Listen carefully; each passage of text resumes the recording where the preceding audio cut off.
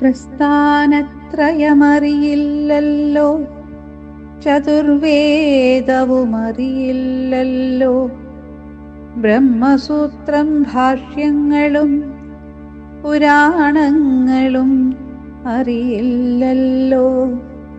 അറിയുന്നതൊന്നു മാത്രം എൻ്റെ ഗുരുവായൂരപ്പാ, നിന്റെ നീൾമിഴി മന്ദഹാസം. ഞാനെന്നും നിന്റെയാണെന്ന ബോധം.